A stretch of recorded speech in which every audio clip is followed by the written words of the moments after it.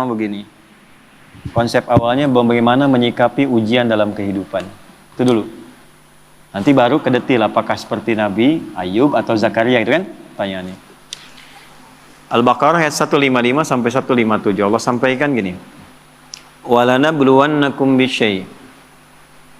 Di situ pakai la sebagai taukid. Lalu pakai nunnya ta'zim. Tadi kita bahas waktu subuh. Demi keagunganku, aku membuat hukum dalam kehidupan. Setiap hambaku yang ingin sukses, dia mesti mengeksplor kemampuannya meraih kesuksesan itu dengan melewati tahapan-tahapan kehidupan. Itu yang kita sebut ujian. Sebab kalau tidak diuji, tidak mungkin kita bisa meraih apa yang kita harapkan. Anak-anak mau jalan kan latihan dulu. Mau bicara latihan dulu. Anak sekolah lulus latihan dulu. Itu hukum kehidupan. Dengan berlatih itu semua potensi di diri kita hidup. Itulah adilnya Allah. Kalau nggak dibegitukan, ini nggak kuat nih. Kaki nggak kuat jalan, tangan nggak berfungsi, otak nggak berfungsi. Dibuat sistem kehidupan kita itu berjalan. Lewat apa? Ujian. Jadi sebetulnya ujian-ujian yang kita hadapi itu satu, secara fitrah Allah siapkan untuk memperkuat diri kita dan sistem bagian tubuh kita. Satu itu. Yang kedua, ujian hidup itu sebetulnya mengantarkan kepada setiap harapan dan kesuksesan yang ingin kita raih. Jadi kalau kita berdoa nih ya, Allah kasih hukum gini. Ya Allah, saya pengen lulus ke kampus A. Bagaimana jalan ke sana? Nah, itu sistemnya ada ujian khusus tuh. Ini yang dipelajari. Kamu tingkatkan belajarnya begini, ya, spend waktunya seperti ini, atur waktunya begini, yang dipelajari begini, mekanismenya diberikan instrumennya kepada kita. Otaknya dikasih, jalannya dikasih, pikirannya dikasih, hidup semua itu. Jadi kalau cuman pengen lulus tapi nggak ikut sistem ini, nggak akan masuk. Salah ya? Nanti sama semuanya. Yang pengen pintar ada jalannya, yang pengen kerja ada, yang pengen sukses ada. Dibuat sistem seperti itu sehingga sibgoh kehidupan dunia kita untuk tatanan kehidupan ini semua hidup. Ya, ide muncul, pembangunan muncul, kreativitas muncul. Maka Allah sampaikan, walanabluwannakum bisyai'. Semua orang yang hidup, yang ingin mengharapkan sukses, ingin berhasil, pasti akan melampaui dan melewati ujian-ujian dalam kehidupan. Contohnya apa? Kegelisahan. Ju', rasa lapar. Bisa diartikan aset yang berkurang. Ya, naik turun dalam kehidupan. Kemudian naqsi minan amwal, yang tadinya naik, matang, turun. Ya, itu diuji itu supaya apa? Ada dua tuh. Ya, satu supaya kemampuan potensi kita itu hidup lagi. Kalau nggak gitu nggak keluar ide-ide kita itu. Nggak keluar kemampuan kita. Makanya uniknya perusahaan-perusahaan hebat kadang-kadang bikin studi, bikin masalah. Coba cari perusahaan besar itu. Kadang-kadang bikin masalah dulu, nyelesain sendiri. Supaya apa? Muncul ide baru. Nah, Allah sudah bikin fitrah dalam hidup, diciptakan itu supaya semua potensi kita keluar. Yang kedua, sebetulnya jawaban dari doa kita, nggak ada satupun ujian kecuali sesuai dengan permintaan kita. Itu adilnya Allah. La yukallifullahu nafsan illa usaha. Allah nggak mungkin nguji kecuali sesuai kemampuan yang jadi kebutuhan kita. Apa butuhnya, apa pengennya, sesuai sifat ujiannya. Jadi kalau Anda sekarang mengalami masalah, sebetulnya masalah itu disiapkan oleh Allah untuk mewujudkan doa-doa kita. Harapannya pengen apa, ini ujiannya. Dan kita mampu melakukan itu. Ya, makanya tadi di surat Al-Insyirah waktu subuh kita bahas itu harus optimis. Begitu diuji, yakin saya bisa. Karena nggak mungkin Allah titipkan kalau tidak mampu menjalaninya. Jadi jangan pernah kita mencela satu persoalan hidup yang diujikan, karena sesungguhnya ujian itu hasil dari permintaan kita sendiri. Saya pengen nikah ya Allah, tentukan tanggal sekian, dikirim, ya lewatin ini nih. Ya, nah ujian yang diberikan kepada Razik itu tidak akan diberikan kepada Fauzi. Gak akan sama ujiannya. Yang satu pengen lulus ujian kampus, pengen cepat wisuda, yang satu pengen wisuda anak orang, ya kan? Nah itu ujiannya beda, gak akan sama. Masalahnya pun beda. Jadi ketika melewati masalah itu sebetulnya ingin mengabulkan doa yang diminta. Nah, jadi jangan pernah menyalahkan masalah. Gara-gara ini nih saya begini. Tidak, nanti hikmahnya datang belakangan. Nah, ilmu hikmah itu mahal. Hikmah itu tingkat ilmu tertinggi. Kalau belum paham, yakini dulu, lewatin dulu, baru nanti hikmah datang belakangan. Nah, sekarang baru kita masuk, Mas. Sebelum ke Nabi Zakaria dan Nabi Ayub tadi, bagaimana menyelesaikannya? Ya, Allah kasih contoh dulu. Nanti kamu kegelisahan pasti ada. Ya, lapar itu ada, gitu kan? Kemudian ujian berkurang harta, kadang naik, kadang turun ada, gitu. Dikurangin dulu nih supaya kreativitas muncul, nanti diakumulasikan lagi. Ya, kalau nggak begitu nggak akan kreatif. Wal anfus, sakit, capek, lelah, ada tetangga, kerabat meninggal, keluarga dan sebagainya, supaya belajar dari kebaikan dia. Ya, selalu ada hikmah. Nah, ujungnya apa? Ada wat samarat. Nah, ini kurang tepat menurut saya diartikan di terjemahan. Wat samarat diartikan dan bebuahan. Kalau begitu sifat keadilan Allah kurang sempurna, naudzubillah. Karena yang diuji tukang buah saja. Tukang sayur enggak, tukang boneka enggak gitu kan? Nah, samarat di situ pakai ilmu balaghah bacanya, pakai kinayah. Kalau kita nanam sesuatu kan yang pengen buahnya. Tapi kan tanam dari benih, tumbuh, dirawat, begitu besoknya mau panen, mangga, malam-malam diambil orang. Anda ikut tender, sudah memenuhi kualifikasi, begitu mau dihasilkan, diserobot orang. Ada ya? Wabasyiris sabirin. Nah, konsep umumnya Allah sampaikan, berbahagialah orang yang sabar. Itu konsep umum. Jadi kalau sedang menerima persoalan dihadapi, terima dulu dengan sabar. Sabar itu apa? Bukan diam. Teruskan. Ya. Alladzina idza asabathum musibah. Yang kalau dia ditimpa dengan apa yang dia inginkan itu, nah itu musibah tuh. Ya, musibah. Saya pengen pesantren dikasih sama Allah, ini musibah. Jadi musibah itu nggak harus selalu buruk, tidak. Baik. Anda pun datang ke sini bagi saya musibah. Ya, sebaliknya saya ada di sini musibah bagi Anda. Jadi sesuatu yang dialami musibah itu. Kalau mengalami apapun, dia langsung punya keyakinan, inna lillahi wa inna ilaihi rajiun. Yang dititipkan Allah kok, pasti Allah ngasih solusi juga. Semua milik Allah, apa yang nggak mungkin bagi Allah. Nah itu. Cuman kesalahannya orang sekarang itu dilekatkan dengan kematian saja. Semua punya Allah dan akan kembali kepada Allah. Ya kita juga punya Allah. Gitu? Pekerjaan kita punya Allah. Masalah Allah yang kasih untuk mewujudkan kita. Solusinya punya Allah. Maka yang dibangun oleh Allah pertama kali kesadaran paripurna kita. Kalau sedang diuji, ingat kepada yang uji. Apa tujuannya diuji? Belajar dulu fikihnya. Supaya siap dengan itu. Nah sekarang banyak orang ingin meraih hasil tanpa melewati ujian. Gitu. Coba yang mau nikah ini. Nah, kan? Pengen nikahnya aja tapi belum belajar fikih nikah.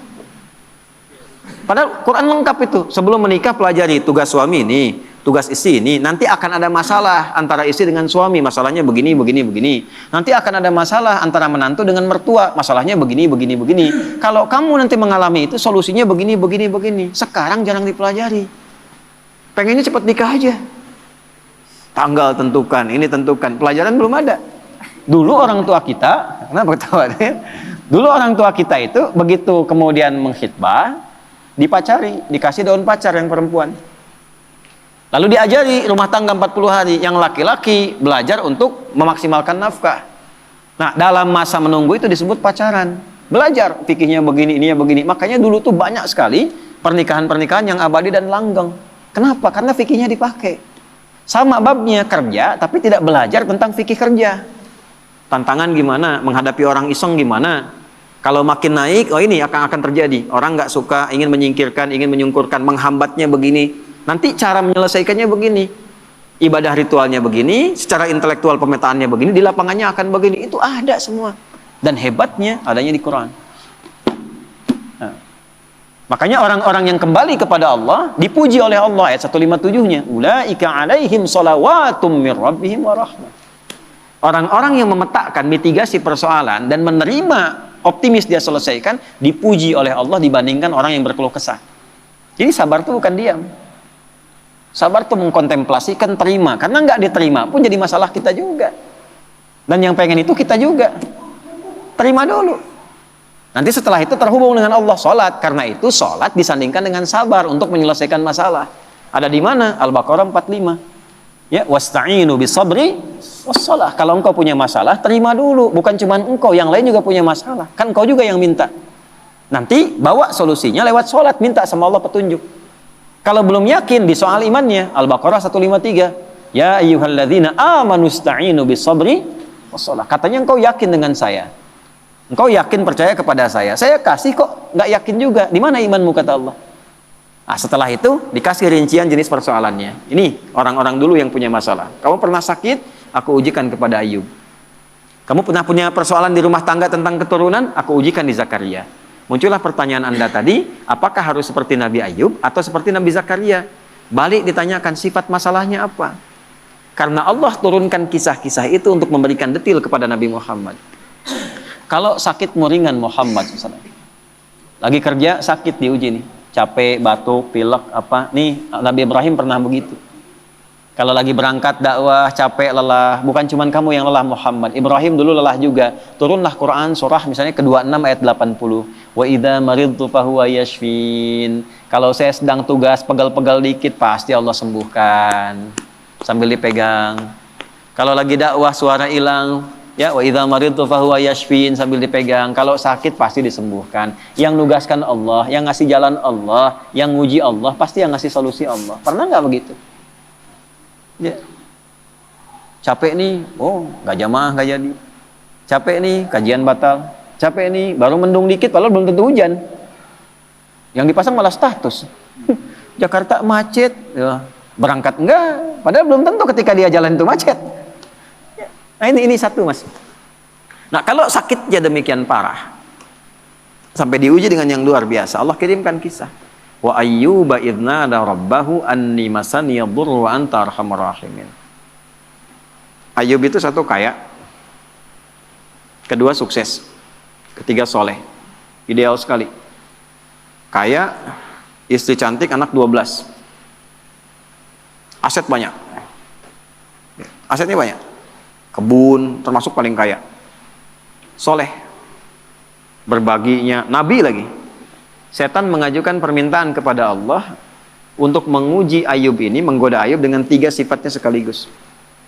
Menghilangkan kekayaannya, menghilangkan keturunannya, menghambat kesolehannya. Tapi diizinkan oleh Allah untuk memberikan satu hikmah dan petunjuk kepada umat di masa depan. Kalau diuji dengan yang seperti ini, zikirnya begini. Pertama, minta kepada Allah supaya semua aset kekayaannya habis dalam sehari. Maka dalam sehari ternaknya mati semua, kebunnya kebakar semua habis dalam sehari. Setan melakukan itu, menduga Ayub akan putus asa, mengeluh kepada Allah. Yang terjadi justru ibadahnya naik 2 kali lipat. Nggak komen tentang aset itu. Alhamdulillah engkau yang titipkan, kau yang ambil, selesai itu. Sehingga jadi rumus. Ya, jadi rumus tuh. Nih rumus Ayub tuh begini. Contoh nih ya. Ini sendal nih, sendal di depan nih. Itu titipan dari Allah bukan? Kalau titipan yang punya siapa? Allah. Nitip nih, kalau nitip diklaim sama yang dititipi, benar nggak? Tidak kan? Ya kan? Kalau yang dititipi berarti kan akan mengembalikan kan? Nah, kalau dikembalikan dalam keadaan rusak, seneng nggak yang nitipkan? Tidak. Saya nitipkan untuk dipakai pada yang baik, dipakai untuk nyuri, seneng nggak? Tidak. Begitu dititipkan dan berhasil mengolah itu, diambil sama yang menitipkan, alhamdulillah, ya Allah engkau titipkan kebun, aku sudah pakai sesuai dengan apa yang engkau perintahkan. Aku rawat, aku tanam, aku bagi, aku share, aku sedekah. Sekarang kau ambil lagi, alhamdulillah, sukses saya menjaga titipan. Dan Allah mengatakan kalau sukses aku ganti lebih di akhirat. Jadi milik kamu, lebih indah lagi. Jadi Nabi Ayub tuh melihat sesuatu itu titipan Allah saja. Kalau hilang, alhamdulillah cari dulu. Kalau nggak ketemu, alhamdulillah tugas selesai. Titipan selesai. Yang penting hisabnya ringan. Itu Ayub. Malah nambah soleh. Ya. Nah, bisa nggak itu kita bawa dalam kehidupan sehari-hari?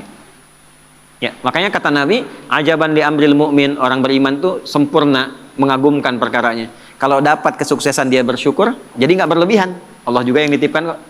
Kalau diuji dengan persoalan dia bersabar, yang punya Allah juga kok. Gitu. Jadi sama aja antara ada dengan tiada, sama aja. Dinikmati aja. Nah, dalam menjalani itu butuh penyesuaian. Disitulah ada pahala. Ya. Kalau nggak ada ujian nggak ada pahala. Nggak ada pahala. Nggak tahu caranya kita berdoa, berkeluh kesah, minta dan sebagainya. Jadi saya kembali kepada awal ketika Anda bertanya tentang sikap Nabi Ayub. Secara konseptual dari Al-Quran yang pertama kali adalah satu, jika dihadapkan pada ujian kekayaan, ini yang harus dilakukan. Kalau jatuh pun begini caranya. Kalau sedang maju di atas bersyukur, jangan terlalu angkuh, jangan sombong dan sebagainya. Kata kapan-kapan Allah bisa ambil, itu loh hikmahnya.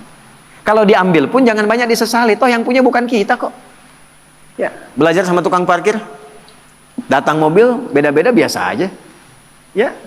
Nggak ada tukang parkir begitu Alphard pergi langsung marah katanya, woi ngapain diambil? Nggak ada, biasa aja gitu. Nggak ada bangga sampai selfie dengan mobil orang gitu, biasa aja. Dapat titipan, begitu waktunya diambil pulang selesai. Itu problemnya kadang-kadang.